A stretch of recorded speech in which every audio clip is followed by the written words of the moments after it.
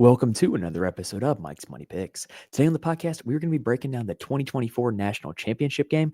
I'm calling it the 2024 National Championship game because it is for the 2024 season, but it is being played on January 20th, 2025 between the Notre Dame Fighting Irish and the Ohio State Buckeyes. We're going to break down this game, tell you our official pick for this game, tell you what you can expect from this game, as well as just kind of possible angles and stats that you can use in order to build Showdown DFS lineups, in order to bet on this game, in order to pick player props from this game. Now, if this is your first time seeing this channel, make sure you subscribe to us. We've kind of played out the entire college football season for the 2024 season, starting with week 0, and now we are here, and we will be back next season as well. So if you subscribe to us, you can get all of our college football content for next season. And then also, you'll get all of our college basketball content as well. So just make sure you're subscribed. That way you can be with us for the remainder of college basketball season, as well as next college football season, because I can promise you, we will be starting with college football best ball starting in the summer and then rolling it right up from week 0 up until the next national championship game being played about a year from now. So it's kind of bittersweet that this season's coming to a close. At the start of the season, I called this the most anticipated, most hyped up college football season of all time. And I think that was an accurate statement, and I think it has delivered. It's been a great season. And here we are with a national championship game between two teams that have absolutely earned their way here and is absolutely going to be a deserving, respected champion no matter who it ends up being. All right, so with that being said, let's go ahead and end the introduction there, and let's go ahead and start breaking down the game itself. All right, so let's start by talking about what Vegas thinks of this game. So the national championship game between Ohio State and Notre Dame. Currently, Ohio State is listed as an 8.5-point favorite with a game total over under of 45.5 points. That means the implied total is Ohio State 27, Notre Dame 18.5 points. Now, I got to be honest, at first glance, that spread seems way too high to me. It seems like way too many points for Ohio State to be giving, especially considering that they were just giving 5 to Texas. And I think that you could argue over the course of the college football playoff that Notre Dame has appeared to be better than Texas. I say that as a Texas fan, honestly. But really, the more I thought about it, I think that the spread is that high because I think that there is, within the range of outcomes, the chance that Ohio State does in fact blow Notre Dame out. I think that what a lot of people are pointing to is the fact that Notre Dame, the last times that they have gotten in these big spots in these national championship type games, they have gotten blown out. But this is not the same Notre Dame team. I do not think that a blowout is likely, but I do think that it is within the range of outcomes. We're going to talk about exactly how that outcome could be produced. But this Notre Dame team is just a lot different than the previous ones. Don't think that just because this is Notre Dame in a big game against another talented opponent that they're just going to get blown out like they did against Alabama and against Clemson in previous years. Like that, that's not the case this year. First off, Notre Dame is not significantly less talented than Ohio State. Notre Dame has a ton of 4- and 5-star recruits. They've got a ton of guys on this roster that are going to be playing on Sundays next season, just like Ohio State does. They've got All-Americans on both sides of the ball, just like Ohio State does. They're not coming in this game with a significant talent deficiency. And I can tell you also, me as a numbers guy, as a data guy, it is so hard to quantify this, but this Notre Dame team, they believe. And as somebody who coaches high school basketball and has coached high school football, one of the most important traits of teams that win is they believe they can win. And Marcus Freeman has this team believing. And like I said, I think it is within the range of outcomes that Ohio State blows Notre Dame out. But I think that the spread, in terms of what you can expect, in terms of what's more likely to happen, I think it is more likely that Notre Dame will cover 8.5 points. Now, let's talk about why that's going to happen. So what should scare Ohio State first off is that Notre Dame is like a better version of Michigan, the Michigan team that beat them, the Michigan team that was not all that great. They have a very strong and physical run game. They control the ball, control the clock, and they have a tough physical defense. Those are the 3 traits that Michigan has. Pretty much they're their strengths, and Michigan was able to use that to beat them. In that game, the Michigan game, Ohio State went in with a super conservative game plan. They were very run heavy. They threw very few downfield passes. It felt like they just said, okay, we're better than this team. We're just going to play very close to the vest. We're going to be physical because we can be, and we're going to beat them. And the way this Notre Dame team plays, that would be an awful game plan for this specific game. And it would lead to Notre Dame winning the game outright, very likely, in my opinion, if Ohio State goes in with the same game plan they had against Michigan. Now, the reason why they might have gone in with that game plan against Michigan is because maybe there's still a little mistrust in Will Howard. There's a lot of fans on Twitter that are still looking down upon Will Howard, thinking that he's not a great Ohio State quarterback, that he is still suspect at times.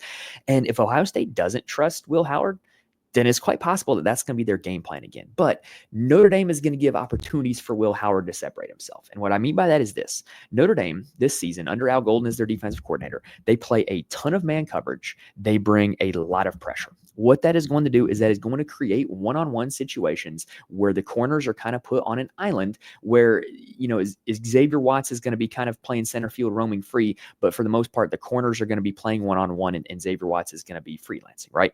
And if those corners are on an island and somebody like a Smith or an Igbuka gets open, then it's going to be on Will Howard. If Will Howard delivers accurate passes in this situation, then Ohio State, there's a chance they could win this game going away. That would be the way that Ohio State wins big, is if they hit a lot of explosive pass plays from Smith and Igbuka and Carnell Tate, their wide receiver 3, beating their man in man coverage. That would be the way that Ohio State wins. But if Will Howard is making bad decisions under pressure or making poor throws under pressure, then that would be a big-time advantage for Notre Dame.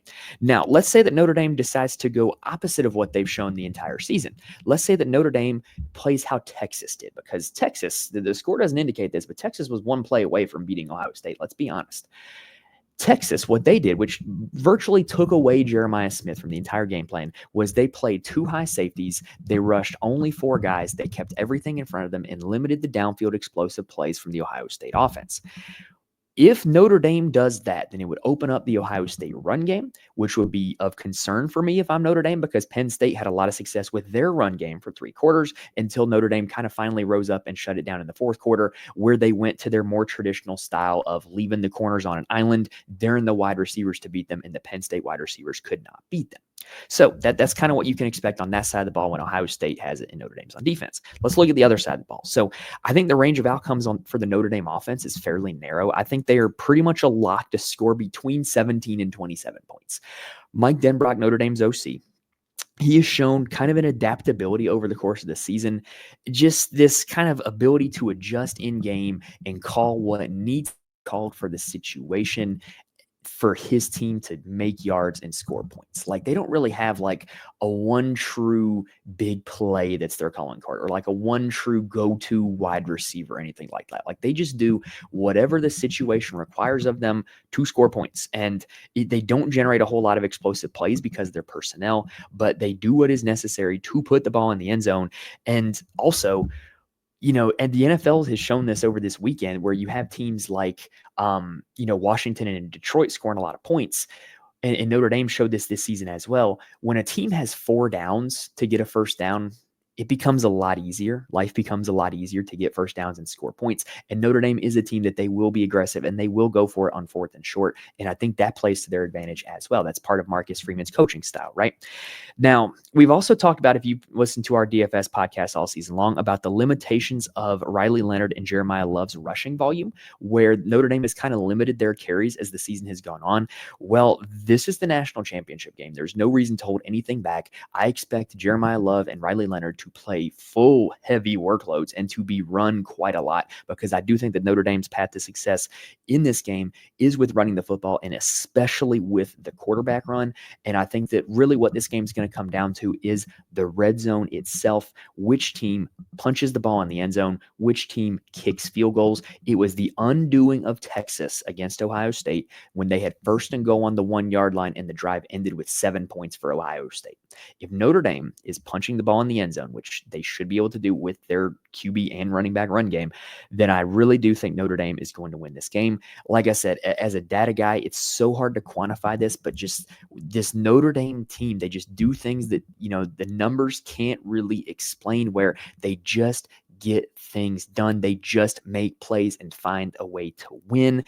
And I think that Notre Dame money line at plus 290 is a great, great bet. My final prediction for the score is Notre Dame 24, Ohio State 20. So that would be taking the under for 45.5 as well. So those are my opinions on the 3 main bets that you can have here for this game. All right, now let's go ahead and take a little more deeper dive. We're going to talk Showdown DFS. We're going to talk player props here coming up. We're going to take a quick breather. All right, quick reminder, if you are enjoying this video, please hit the like button on YouTube. If you're listening on audio, please rate and review. It helps me out a ton when you guys do that, and I cannot stress that enough how helpful that is for me. All right, so let's talk about Showdown DFS and player props. So if you're looking to play Showdown DFS on DraftKings or FanDuel, or if you were looking to, build out a prop slip on a site like Underdog or Prize Picks where you have to have a forced parlay, my heavy recommendation would be to tell a story with your lineup, tell a story with your parlay. What I mean by that is this. Look back to last year's national championship game. Heading into that game, if you had planned for a Michigan blowout where Michigan was able to just run the ball up and down Washington's throat, you would have won a ton of money. In Showdown DFS, a lineup with both Blake Corum and Donovan Edwards killed it. Like that won you all the money if you played both of those running backs, right? Because that was the story of that game, was Michigan just pretty much just marching up and down the field, handing the ball off every single time, right? So my recommendation for this one, I don't necessarily think that that's going to be how this game plays out. Like I don't see this game being a big time blowout, but when you're building your lineup or, filling out your parlay, build it with the story in mind. Like, I said earlier, I think the game's going to be 24-20 Notre Dame. So I think Notre Dame's going to score 3 touchdowns. I think that Ohio State is going to kick 2 field goals. So it might make sense that if I'm playing for that, then I'm probably going to want to play the Ohio State kicker, Jaden Fielding, in my Showdown DFS lineup, or pick him to take the over on field goals made, because I think that Notre Dame is going to get some stops on Ohio State in the red zone, right? Like that's just something that makes logical sense if you're building with that narrative, right? So let's go ahead and talk about the Ohio State side. So Ohio State's most likely possible path to winning revolves around Jeremiah Smith.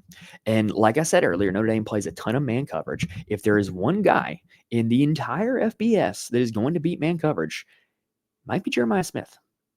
And he's like 18 years old. He's a true freshman. What he's done as a true freshman this season is utterly insane. I have comped him on this podcast all year long to Julio Jones. I'm sticking with that podcast. That is who he reminds me of in terms of his size, how he moves, and how coordinated he is. That combination does not come very often. If you think that Jeremiah Smith is going to beat man coverage quite a bit, then he is like the big Showdown DFS play. I think his player prop is a huge number, but I think there's a possibility that he does get there. And I just think that he's kind of the story of the slate. If you're playing Showdown DFS, the question is going to be, do you play Jeremiah Smith or do you not? I think that he's going to be who the slate revolves around pretty much. And, if Notre Dame opts to play the Texas strategy, then there's a very high likelihood that he busts. If Notre Dame relies on man coverage, Smith's going to beat it sometimes, and it's going to rely on Will Howard to make the right read and the right throw. And if he does that, Jeremiah Smith could absolutely have like a coming out party here in this game. Speaking of Will Howard, one thing that is interesting to me is we have yet to see like a huge Will Howard running game. The most rushing yards he has had all season was 37 against Tennessee. He only has 6 rushing touchdowns on the season. Actually, no, that's more than that. 7 rushing touchdowns on the season. And really, he was more of a runner at Kansas State than he's been at Ohio State. Now that we're in the national championship game, do they decide to use quarterback run a little bit more? I think it's a possibility. I think that would be his biggest pathway to like a big time game is with the quarterback run game, especially considering how much Notre Dame brings pressure. Pressure tends to make quarterbacks run a little bit more. So I do think that that's an interesting angle to play is what if we do see like a Will Howard legs game, much more like he played at Kansas State. And honestly, I think his main appeal in Showdown DFS is as a stacking partner with Jeremiah Smith or Emeka Egbuka. I think that that's kind of what you're looking at here. I think, honestly, in Showdown DFS, I think he's a little bit overpriced, but I think his ceiling revolves around his rushing ability. And if Ohio State does actually decide to unlock his rushing talents as well as his arm. Now, let's talk about the rest of the Ohio State passing attack real quick. So Emeka Egbuka was one of the big guys against Texas. He, all season long, he's been kind of the short and intermediate route guy for Ohio State. He hasn't been the deep threat. That's been Jeremiah Smith. I have comped him to Roddy White, to Jeremiah Smith's Julio Jones. And I think that that's kind of the comparison I'm going to stick with, right? Like Emeka Egbuka is going to get the short and underneath targets.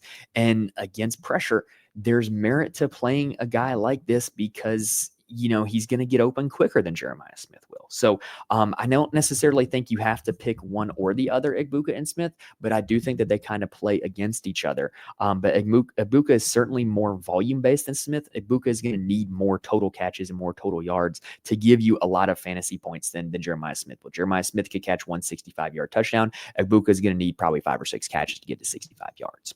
The wide receiver 3 in Ohio State's offense is going to be supremely popular in Showdown DFS this week. It's Carnell Tate. It's easy to forget that he was like a 5-star recruit as well, considering he's lining up next to Jeremiah Smith and Egbuka, and he's like the third wheel. But he's great. Like, he's really good. Against Texas, he was really the featured offensive weapon. 7 catches, 87 yards, targeted 9 times. Again, if Ohio State goes with the Texas strategy of, hey, we're going to really limit Jeremiah Smith, we're going to limit downfield throws, then Carnell Tate's going to see a lot of him as well, because he lines up in the slot a decent bit. And so really what I'm looking at here is, if I'm playing Showdown DFS, I would probably not recommend playing Tate and Jeremiah Smith together. I kind of think those two are really, really anti-correlated, where, Tate's biggest game happened when it was Smith's smallest game. I think that Egbuka is kind of independent of the two of them, because Egbuka is kind of getting different types of targets than the other two. And then you've also got G. Scott Jr. He's an interesting guy. He was recruited as a wide receiver, but he's quite big and he can block. And so now he plays like this tight end H-back role. He has played a considerable higher amount of snaps in the college football playoff than he has in the regular season, and he's put up 7.9, 4, and 8 DraftKings points in each of those 3 college football playoff games. Like, he's a guy that's going to be on the field. He's going to get you a few catches, and I think that he's a decent value play in Showdown DFS. I think that his receiving ups are also quite low as well. Again, look at what he's done in the college football playoff. Like, he's a part of this offense now, and I do think that he's a very reasonable pick to go over for receiving yards. All right, now let's talk about the Ohio State run game. So, all season long, on our main DFS shows, we have bemoaned the committee that is the Ohio State backfield between TreVeyon Henderson and Quinshon Judkins, always seeing a 50-50 split, never really having one have a huge game versus the other, just all season long, that neither has really had like a huge ceiling game because the presence of the other, right? Well, in the college football playoff, both of them have been outstanding. TreVeyon Henderson, 29.4, 26.4, 18.7 DraftKings points in those 3 games. Quinshon Judkins, 18.3 against Tennessee, only 8.5 against Oregon, 20.8 against Texas. Now, here is what I would say personally.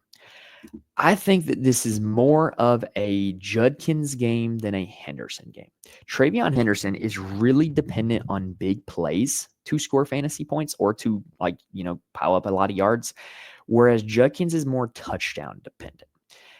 I think that it is more likely that Judkins scores a touchdown than TreVeyon Henderson breaks off a big play. Like, honestly, if the screen pass against Texas doesn't happen, you're looking at 4.2 DraftKings points out of Henderson. Now, granted, he scored 13 on that one play, but I really don't see him breaking off a long run or breaking off a long pass catch against this Notre Dame defense. And so I think this is more of a Judkins game.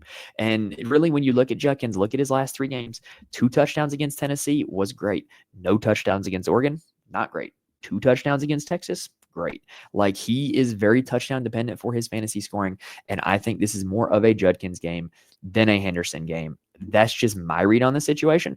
I'm not saying I'm 100% right. I've struggled to read this backfield all year long. In fact, I haven't played this backfield a lot in DFS all year long anyway, but that is just how I see it. I have Judkins over Henderson for this particular game. I think that Quinshon Judkins is the best anytime touchdown bet on the slate, because when they get it close, they've shown in their 3 college football playoff games that they get inside the 5-yard line, they're giving the ball to one, and I think that there's a high likelihood that happens here in this game. All right, let's go ahead and talk about the Notre Dame side now. So on the Notre Dame side of things, they have their quarterback, Riley Leonard. We know this. He is a dual threat. He derives a lot of his fantasy points from rushing. And in the college football playoff, he has been 20, 15, and 20 in terms of fantasy points. But really, he hasn't had like a big time rushing game yet. Against Georgia, he did have 80 yards, did not score a touchdown. In the other 2 games, he has scored a rushing touchdown. But one thing that I'm really pretty confident that's going to happen with Riley Leonard here in this game is he's going to see a lot of rushing attempts. You've seen it go up in the college football playoff, 14 attempts against Georgia, 18 attempts against Penn State, with it being a close game, with them having literally no reason to hold anything back now or worry about injury. Like, this is the last game. I think they're going to run him a lot, and I think that it's one of their keys to victory is being able to get the quarterback run game going. It just gives Ohio State an extra dimension to defend, of which they have not had to defend a whole lot all season. So I think that Riley Leonard makes a ton of sense as a showdown DFS play. I don't think you have to stack him with a ton of wide receivers because I don't think it's quite likely that he has a ton of success passing. But I do think that he's going to run the ball a ton. I think that the over on his rushing attempts is a great prop bet. The yards is a little bit dicey because sacks do count against rushing yards in college football, but I do think that he's going to be running the ball quite a ton, and I think that he makes for a great showdown DFS play for that reason. Honestly, if you're stacking up the Ohio State side, just having Riley Leonard on the other side, I think, is a very viable strategy in showdown DFS, because what will end up happening is if he spreads the ball around to multiple wide receivers, then none of them are really going to be accumulating a lot of fantasy points, and you'll get all the points for his legs. So I think that that might be a strategy that I would certainly consider on this one, is stacking up Ohio State with Riley Leonard as the bringback. Or if I'm stacking up Notre Dame, I feel like Riley Leonard has to be a part of it. All right, now let's go ahead and talk about the Notre Dame running back position. So we've bemoaned all season long how Jeremiah Love never sees a ton of rushing volume, right? The most rushing carries he saw in a game was 16 against Virginia. There's no reason for him to have less carries here in this one. He is fully healthy. He has the brace off of his knee. It is the last game of the season. It is no holding back. All systems go. Do whatever it takes to win. He is their best back. He is their best offensive weapon, and he's going to be getting the ball quite a lot. He has a tendency to break off long runs. If he breaks off a long run here in this one, it could absolutely turn the tide of the game. And I think that there's a chance he could do that. He's going to be the fastest player on the field if he gets in the open field, even against Ohio State. So I think that Jeremiah love him as a showdown DFS play. In terms of like betting props, I think that the over on his rush attempts is a pretty good bet. And I think that the longest rush over is a pretty good bet for Jeremiah Love. Now, in terms of the other backs, let's talk about Jadarian Price. He has been kind of the spell back to Jeremiah Love. He has been elite in blowouts. He has been elite when Jeremiah Love gets hurt. So if you don't plan on either of those two things happening, I don't have a whole lot of interest in him here on this one, because I do think that when given the choice, Love over Price almost every time. Now, the wild card is Aeneas Williams. So Aeneas Williams is going to be a very popular value play in Showdown DFS this week. And he's going to be a very popular prop bet this week because he was used heavily in the passing game against Penn State, caught 5 passes for 66 yards. And very notably, very famously against Texas, Ohio State gave up 2 touchdowns to Jaden Blue through the air, and the Texas running backs caught 11 total passes in that game. So if Aeneas Williams is going to be the receiving back, and Notre Dame or Ohio State is a defense that gives up receptions to running backs, it makes a lot of sense to play Aeneas Williams in Showdown DFS. It makes a lot of sense to take the over on the receiving props for Aeneas Williams. Now, with that being said, though, what if it's just Jeremiah Love season? Like, what if it's just Jeremiah Love every down because he's their best back? I think there's a chance that that happens, but I really do like Aeneas Williams here for this because I do think that his role in this offense is as the pass catching running back. And really what I think would really secure it is like, if Notre Dame gets a 2-minute drill before halftime or at the end of the game, he'll probably be the back that's out there. He was against Penn State. And if he's the back that's out there, that's going to give him multiple chances to, catch passes and get a lot of yards if he's out there for the 2-minute drill. I think that's something that could be huge if you're looking to bet on or play Aeneas Williams in Showdown DFS. All right, now let's talk about the receiving weapons for Notre Dame. So Jordan Faison is the most expensive one in DFS. It is because as the college football playoff kind of started, he was the number one option. Against Indiana and Georgia, they were really looking to get him the ball. 7 for 89 against Indiana, 4 for 46 against Georgia with 2 rushing attempts as well. So Faison is the guy that they look to intentionally get the ball in his hands. Like, he gets design touches. He gets easy passes like screens, bubbles, drag routes, slants. Like, he gets easy looks. So really, he's like a big-time PPR guy in fantasy scoring. Like, he's going to get a lot of catches, not a whole lot of yards. I think if I were to look at a player prop, the over-on would probably be what I would look at more so than anything else. But it really just gives him a low ceiling in Showdown DFS. I'd probably be interested in the other Ohio State receivers at a cheaper price tag than where he's looking at right now.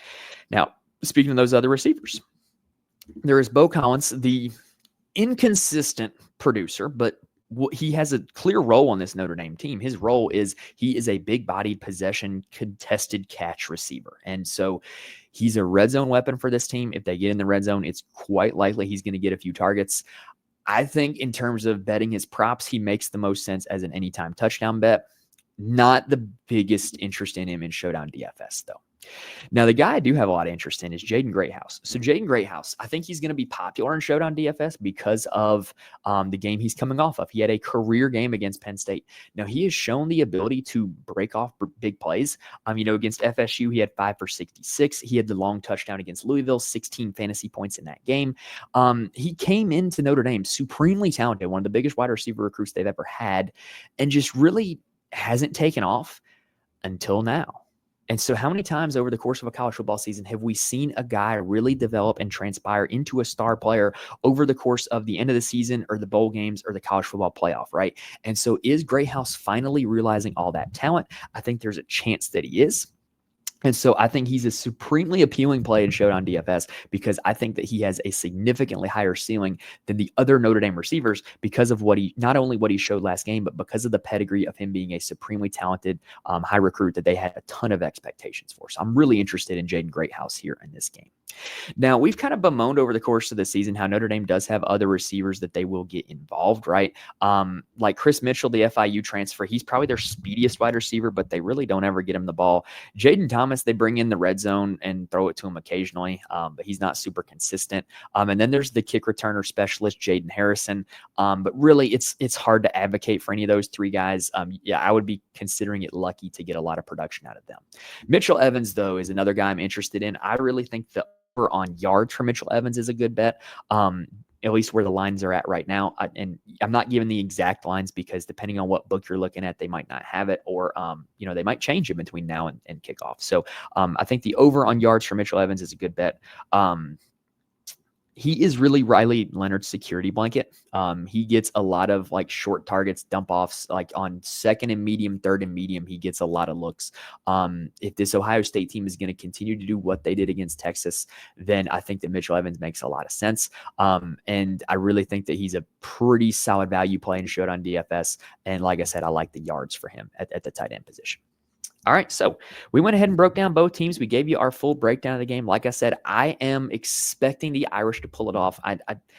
Maybe I'm picking with my heart a little bit, but I'm also kind of using my gut a little bit as well. My dad is a huge Notre Dame fan, so I certainly would like to see a championship come home to the family, especially after Texas missed their opportunity. Even though I got to say, also, quick side note here, Kirk Herbstreit should probably not be allowed to be the commentator for Ohio State games. I never really noticed this until watching Texas play Ohio State, but it felt like when Ohio State would do something good, he could not contain his excitement. And then when Texas would do something good, he wasn't disappointed, but it certainly wasn't the same level of excitement. So maybe it's something you only notice when it's your team, but it is something that I kind of thought about after watching that game. So I do hope that Notre Dame is able to take it home. I'm a huge Marcus Freeman fan.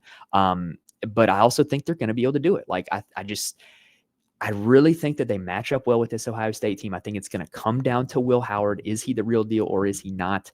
And I think that Notre Dame is going to make the plays that they need to make to win the game. That's just my take on it. You can say that I'm wrong. I might be wrong, whatever, but hey, that's what I'm predicting going in, and that's what I'm sticking to. So anyway, that is just our read on the national championship game. Hopefully we gave you guys plenty of good information to build your Showdown DFS lineups on DraftKings as well as FanDuel, as well as bet player props on sites like Underdog or Draft or Prize Picks or just sports books like FanDuel, DraftKings, or wherever. Right? Hopefully we gave you guys a lot of good information to pick some winners here Monday night. If this video helped you out in any way, please hit the like button. It really does help me out a ton when you guys do that. But all right, y'all, that's going to do it here for this episode. And that is going to put a wrap on the entire 2024 college football season.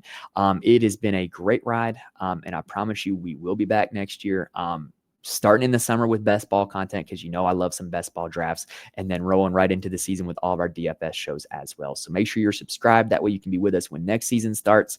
But yeah, it's been just an absolute blast of a college football season. I'm hoping that you guys can tell from the show that I love college football. I have a big passion for this, and I'm really sad to see it go, but excited for this absolute banger of a national championship game that we've been given, and I hope that the game itself will deliver. But all right, y'all, that is going to do it for this episode. Best of luck to you guys with all of your DFS lineups, bets, props, whatever on Monday night. Thank you guys for watching and listening to this point, and I will see you guys next.